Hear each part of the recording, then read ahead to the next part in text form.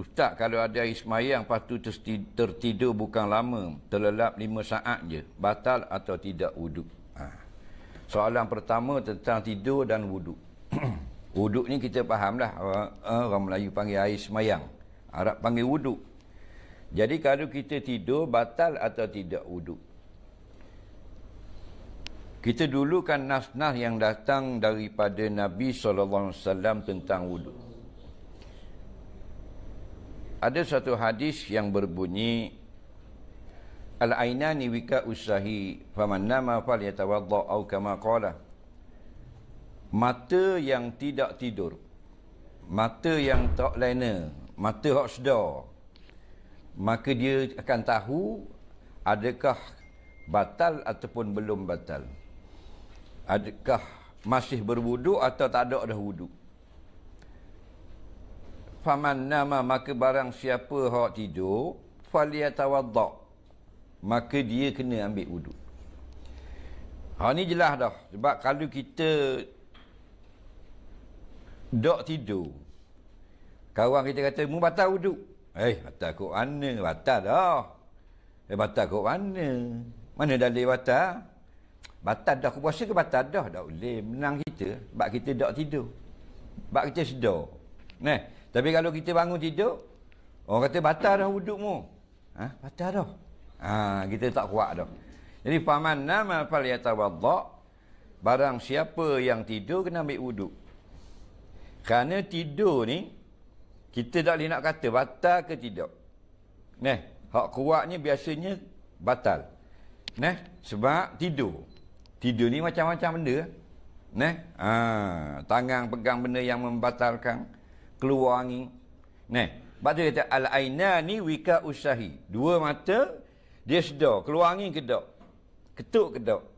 Dua mata ni lah. Maksud dua mata, mata yang tidak tidur. Kalau tidur, tak sedar. Kalau orang tanya, apa mu tidur dia, mu cakap ini? Dah mana kita tahu tidur. Tapi kalau kita tak tidur, kita tak ngaku bila masa aku kata. Tak ni kata, bila mu jangan nak reka kan? Tapi kalau kita tidur, kau boleh reka. Kau boleh reka dulu.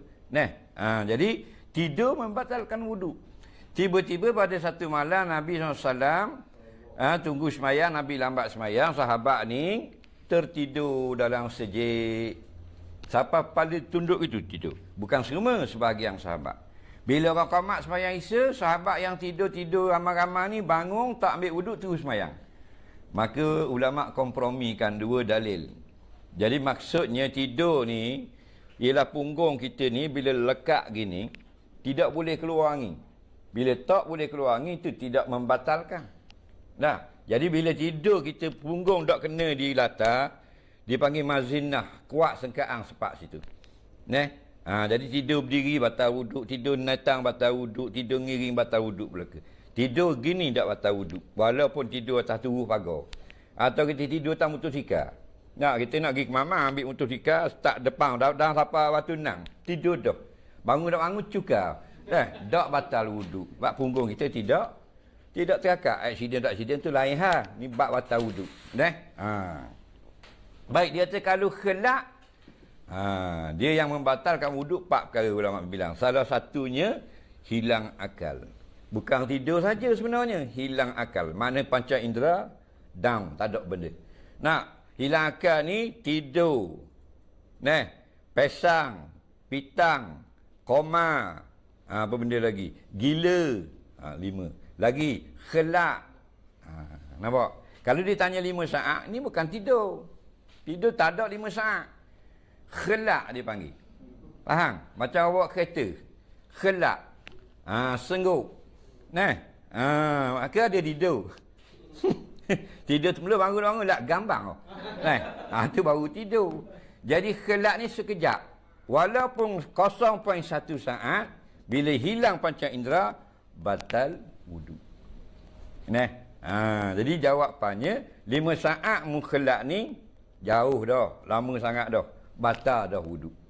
Maka fal yatawadda, kena ambil wuduk. Tapi tengah-tengah orang tua-tua dia khelak, dia batal dah wuduk. Bila orang bangsa bangun mayang so. Hidup baring kan. Dia baring. Orang bangsa bangun. Orang tua. Cucu dia kata, tok patah dah duduk tidur. Mana jangan. Dia kekoh cucu dia. Dia malas nak sembah. Padahal dosa dah dia tu. Nak? Jangan main-main hukum syarak. Tak? Ya. Jadi cucu dah wani nak tegur. Nah.